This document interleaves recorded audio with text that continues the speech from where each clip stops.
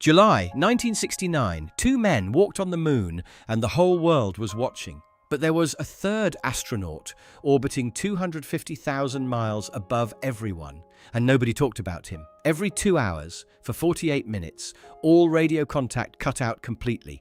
No signal from Houston, no voice from the crew, nothing reaching him at all.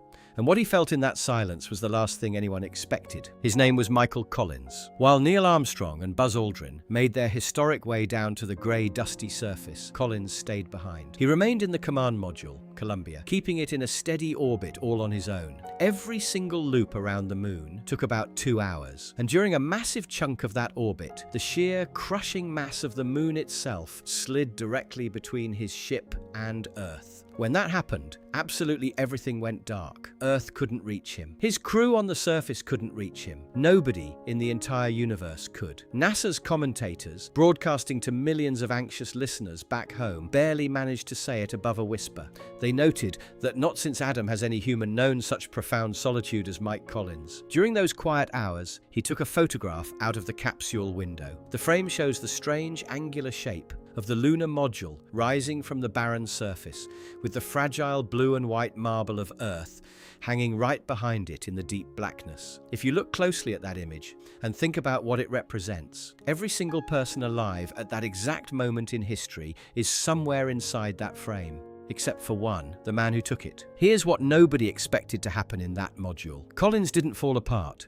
Psychologists and medical doctors had spent years worrying about this exact scenario. Isolation research usually predicts brutal consequences when a human mind is subjected to that level of sensory deprivation and absolute separation. They expected intense anxiety, spatial disorientation, a spiraling panic, and the overwhelming, desperate need just to hear another human voice crackle through the radio. None of it showed up. Instead, floating inside a small metal cone, roughly the size of a walk-in closet, with lethal temperatures outside and only the mechanical hum of life support inside, he felt the exact opposite. He actually wrote it down in his mission logs. He described his experience not as fear or loneliness, but as awareness, anticipation, satisfaction, and confidence. He called it almost exaltation. He wrote, "I like the feeling." This reaction completely defies almost everything we think we know about the human brain. And it's a detail worth staying with for a moment, because you already know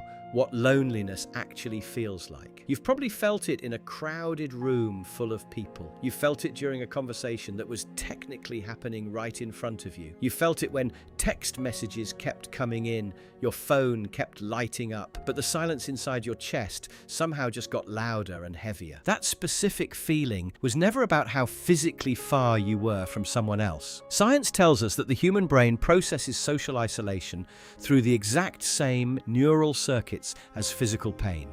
It uses the same biological pathways, the same chemical alarm signals. Solitary confinement can break a person's mind within a matter of weeks. Extreme sensory deprivation disorients us within hours. Extended periods of isolation literally, physically alter the prefrontal cortex, the part of your brain responsible for your identity, your decision-making, and who you fundamentally are. Yet here was Collins. He was completely unreachable by anything alive, entirely cut off from the human race, suspended in a frozen vacuum, and he was perfectly, profoundly calm. This happens because loneliness isn't actually about distance. It is entirely about meaning. You can be surrounded by people who know your first and last name, who look right at you and still feel completely invisible to the world. And you can be 384,000 kilometers away from the nearest beating heart and feel completely, securely held. People don't mentally collapse simply from being alone in a room. They collapse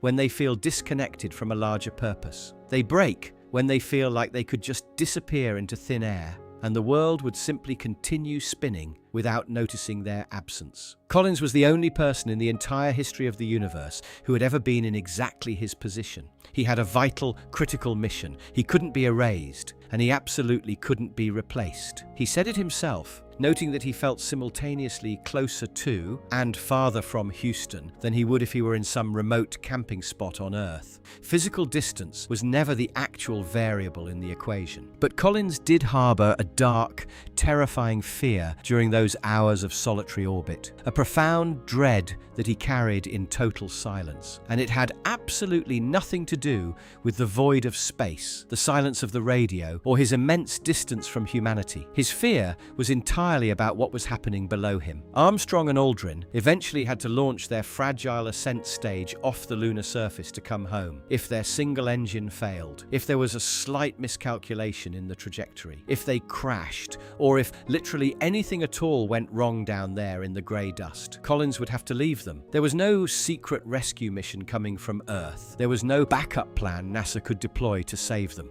He would have to reach out, flip the switches, ignite the command module's engine, and fly back to Earth completely on his own. And he wouldn't return as a hero. He wouldn't return as the forgotten third astronaut of the historic Apollo 11 mission. He would return as the man who left his best friends behind to die on the moon. He wrote about this quiet dread in his journal, almost as if writing it down at full volume would somehow make it a permanent reality. He wrote, "I am not going to commit suicide. I am coming home forthwith, but I will be a marked man for life, and I know it." Those stretches of absolute crushing silence, repeating every single orbit without a break, that didn't touch him at all. The infinite isolation of space was actually peaceful. The thought of returning to a crowded, full planet and having to carry that specific, suffocating weight of guilt for the rest of his life, that was something else entirely. That was true isolation. When the mission finally ended, all three men splashed down safely in the Pacific Ocean. The world threw massive parades. Humanity celebrated its incredible, unprecedented triumph. Collins stepped back onto a planet populated by over 3 billion people, and the profound question he carried inside him wasn't whether he had successfully survived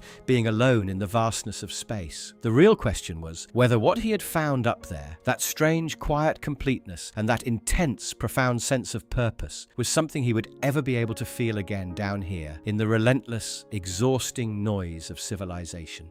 Think about the moments in your own life when you felt the most alone. It probably wasn't when there was genuinely no one around you in an empty house. More likely it was when someone was sitting right next to you on the couch, and you suddenly realized you could have vanished mid-sentence and the conversation would have just carried on without a single gap. That is the kind of loneliness that actually breaks people. The most isolated human being in the history of our species wasn't afraid of the dark. He wasn't afraid of being physically alone in the vacuum of space. He was afraid of coming home, standing in a massive, cheering crowd of people, and still being somewhere utterly unreachable. Most people will never leave Earth's atmosphere. We will never know what it looks like to orbit the moon. But almost all of us know exactly what that second kind of alone feels like.